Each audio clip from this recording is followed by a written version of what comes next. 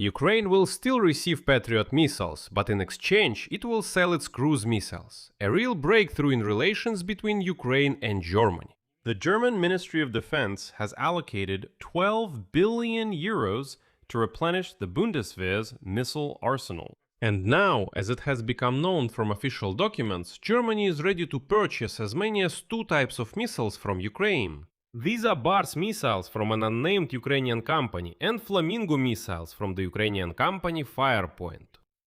And today, the German Foreign Minister Johann Wadephul arrived in Kiev to discuss further military cooperation between the two countries.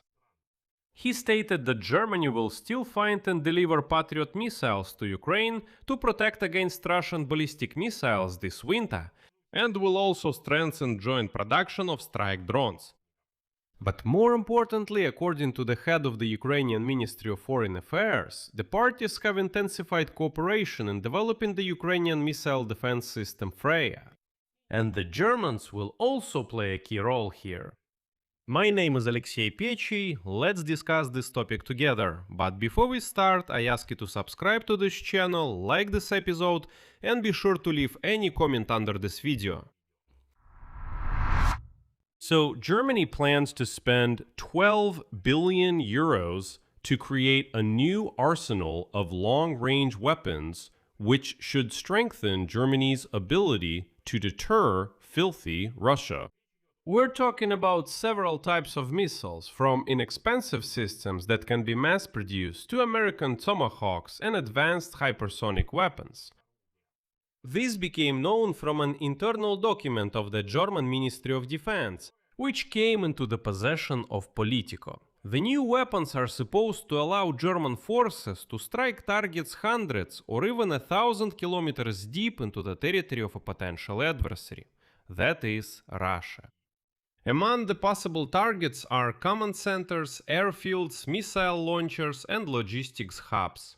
And now, the German Ministry of Defense calls the development of long-range strike capabilities one of the main priorities for Germany and NATO as a whole. The goal is to gain the ability to strike deep behind enemy lines with conventional weapons without crossing the nuclear threshold. And here we come to the most interesting part. What kind of missiles does Germany want to purchase? And as it turns out, Ukraine is at the forefront here. The Bundeswehr plans to receive the missile package as early as 2027.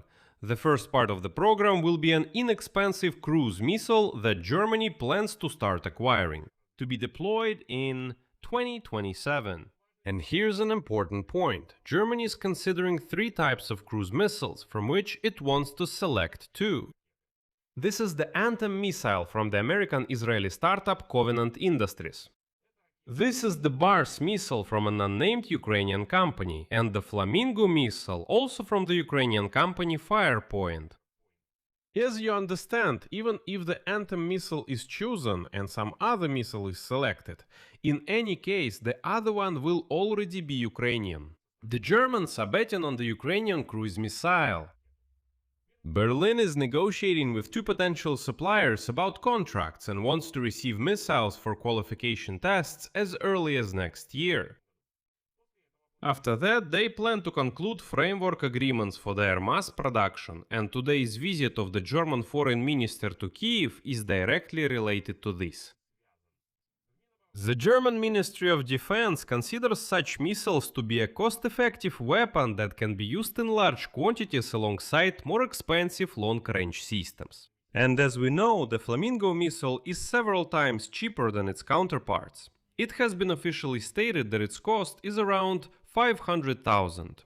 This approach is particularly related to the experience of Russia's war against Ukraine, where long-range drones and missiles are used to strike military infrastructure, industrial facilities, and oil refineries. The second element of the program will be the American Tomahawk cruise missiles. And so, Chancellor of Germany Friedrich Merz stated in the Bundestag at the beginning of July that Germany had reached an agreement with the United States of America to acquire Tomahawk missiles and deploy them on German territory. According to internal documents, Germany wants to have the initial capability to use American Typhoon launchers with Tomahawk missiles by the end of this decade. This should allow Germany to obtain proven long-range weapons even before the development of its own European systems is completed.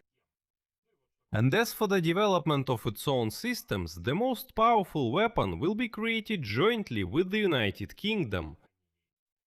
With Britain, Germany will pursue two other components: missile program.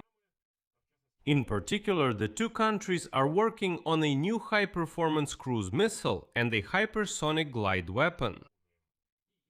And this line of effort is the most expensive part of the German program. As you can imagine, the buildup of the arsenal is happening against the backdrop of warnings from the German military leadership about a possible increase in the Russian threat to NATO by the end of the decade.